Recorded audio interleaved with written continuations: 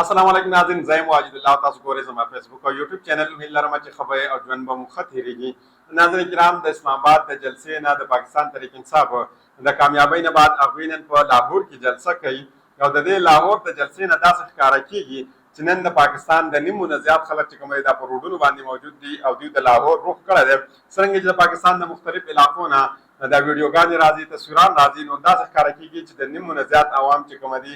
دوی د لاهور رخ کړی دی او لاهور طرف ته روان دي. سهار وختي داسې ښکاره کېدو چې د لاهور د نیمو نه زیات خلک چې کوم دي هغه د جلسهګاه طرف ته روان او دا د پاکستان په تاریخ کې اولنۍ جلسه ده چې په هغې کې د جلسې ټایم د 3 نه د 6 بجو پورې ورکولی شوی دی، خو خلک سهار په 8 بجې باندې د جلسهګاه طرف ته روان شوي دي. په دې کې صرف د لاهور خلک نه وو، بلکې په دې کې د سند او بلوچستان، کشمیر او ګلګت بلتستان نه چې کومه کسان پرون را رسېدلي وو هغوی د جلسهګاه طرف ته روان وو. خو په دې جلسهګاه کې یا په دې جلسه کې ډېر عجیبه کارونه شوي دي. یعنې دا د پاکستان په تاریخ کې یا د دنیا په جمهوري تاریخ کې کله هم موږ دا کارونه نه دي لیدل. اولنۍ خبر ته دا راځو چې د عالیه من کنډاپور خلاف چې کومه دی یو ورن ګرفتاري چې کومه دا جاري کړه شوې ده او یقینا دا د پاکستان په تاریخ کې کله هم نه ده شو چې یو صوبې د چیف ایگزیکټیو خلاف چې کومه دی وارن ګرفتاري جاري شي. د دې سره په دې کې یو ډیجیټل طریقه کار چې کومه دا استعمال شوی دی. په دې باندې به هم خبره کوو چې آیا د پاکستان په تاریخ کې د دې نه مخکې چېرته هم ډیجیټل طریقه کار داسې نه دی استعمال شوی لکه دا ځل چې په دې جلسه کې استعمال شوی. چې د پاکستان په تاریخ کې د دې نه مخکې داسې ډیجیټل طریقه کار موږ نه دی لیدلی. په دې کې یو بل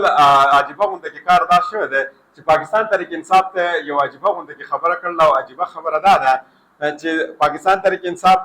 ته د جلسې د ځای چې کومه دا هم حکومت ورکړی دی، د دې سره حکومت دې ته ټیم هم ورکړی دی چې د 3 بجو نه به تر 6 بجو پورې تاسو د خپله جلسه ختموئ. د دې نه پسې بل عجیبه کار دا کړی دی چې هغوی ته دا ویل دي چې سټیج به تاسو څنګه جوړوئ، بیا په سټیج باندې به کوم کسان کیني او بیا په سټیج باندې به تاسو کومه خبرې کوئ دا به هم تاسو زموږ د مرضۍ مطابق کوئ چې موږ تاسو ته کومه څه وویل هغه به تاسو په سټیج کوئ او زموږ د مرضۍ نه علاوه به تاسو په سټیج باندې هېڅ هم نه کوئ. نو دا چې کومه دی د دنیا په تاریخ کې موږ ته په یو ځای کې هم نه میلاویږي چې یو حکومت د جلسې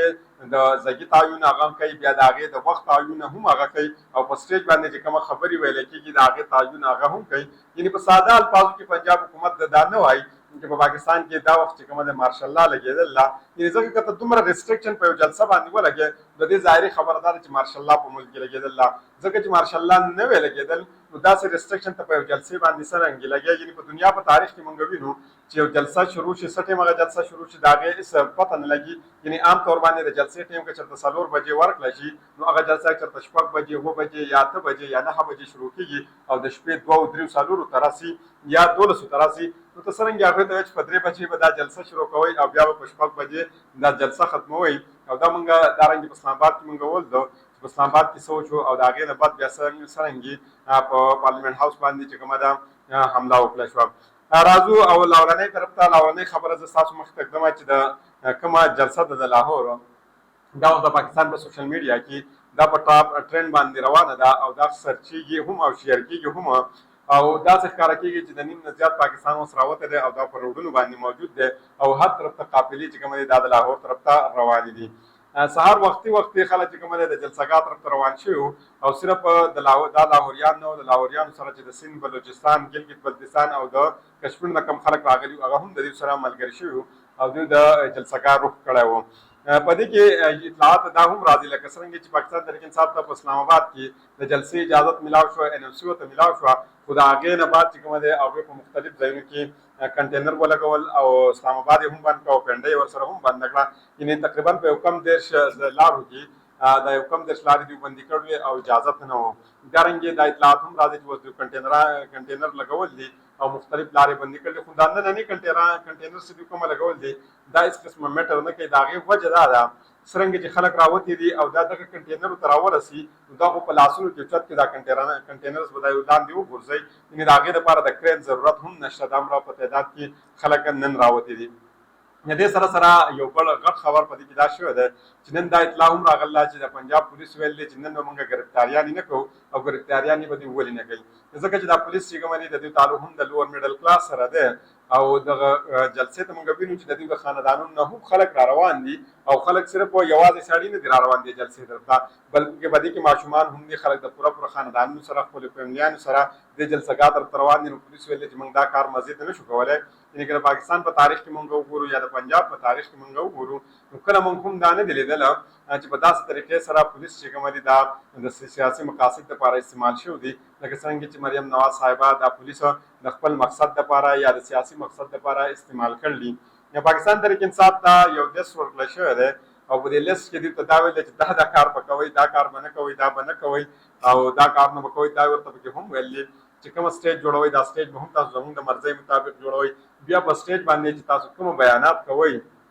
دا به هم زموږ د مرضۍ مطابق وي او چې کوم کسان وي هغه به هم زموږ د مرضۍ مطابق وي. یعنې دا یو یونیک او یو عجیبه غونډه کار د پاکستان په تاریخ کې وشو چې جلسهګاه اجازه ته هم هغې ته ورکړه، د هغې په باوجود هغې ته ټایم ډیوریشن هم ورکړه چې د 3 نه به 4 بجو پورې تاسو جلسه کوئ او د دې سره سره ورته دا هم ویلې چې تاسو کوم بیان کوئ نو هغه به زموږ د مرضۍ مطابق کوئ. یعنې هغوی داسې ویلې چې اوس به د دغه نه چې کومه دی د پاکستان تحریک انصاف او د سټیج نه بعد مریم نواز زنده‌باد نارې تاسو لګوئ. یقینا دا پاکستان تحریک انصاف ولګئ. دا داسې عجیبه غونډه او یو بیوقوفانه غونډه خبره ده. د دې اصل وجه دا وه چې کله په اسلام آباد کې علي امین ګنډاپور صاحب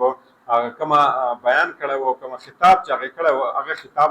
غصه چې کومه ده هغه اوس هم د ډېرو خلکو په ذهن کې ده او هغې غصه د هغوی اوس هم نه ده ختمه شوې. هغوی غواړي چې په څه طریقه سره علي امین ګنډاپور صاحب راونیسي، سمې دغه کړي ویسېږي، سمې وخوري، خو په علي امین ګنډاپور صاحب دا وخت کې لاس نه رسي ځکه چې د پاکستان د قانون مطابق چې چیف ایگزیکټیو وي نو په هغې باندې ته هېڅ قسمه کیس هم نشي کولی او د هغې خلاف ته کاروایي هم نشي کولی. او د دې یوه بله وجه دا ده چې دوی ته ویل چې په سټیج باندې به تاسو زموږ د مرضۍ مطابق خبرې کوئ. د هغې وجه دا ده چې دوی ته پته ده چې کوم اوازونه د دغه ځای نه راځي نو پاکستان خلکو سره چې کوم عرصه شوي دي د بیلونو په شکل کې د چا څه په مختلفو شکلونو کې دغه اوازونه به راسي، کوم ځای ته به راسي، تحت لاهور ته به راسي، آل شریف ته به راسي، تحت لاهور چې کومه ده دا به درځئ لکه څنګه چې په زلزله کې خوځېږي داسې به تحت لاهور نن خوځولی کېږي. دارنګې به دا اوازونه اسلام آباد ته هم را رسي او د اسلام آباد سره سره به دا چې کومه دي راولپنډۍ ته هم رسي او په پنډۍ کې به دا د ډېرو کسانو د غوږونو پردې چې کومه دی دا به نوکۍ، دا به ټکۍ چې بایي موږ دا کول غواړو. نو د دې وجې نه دوی ډېر زیات پریشان دي او دوی غواړي چې په څه نه څه طریقه باندې دا جلسه چې کومه ده د دوی د مرضۍ مطابق شي. د دې سره سره د دوی نه چې غټه بلنډر دوی کړی دی، د بېوقوفۍ کار یې کړی دی، هغه یې دا کړی دی چې څرنګې علي امین ګنډاپور صاحب دا اعلان وکړو چې هغه به د ثوابۍ نه راځي، یعنې د یو غټې قافلې سره هغه به پنجاب ته داخلېږي. نو په دغه وخت کې دوی د علي امین ګنډاپور صاحب خلاف یو وارنټ ګرفتاري جاري کړه. خو یقینا دا چې کومه ډېره زیاته خطرناک به وي د پاکستان د تاریخ دپاره، د پاکستان د تاریخ دپاره به دا ځکه خطرناک وي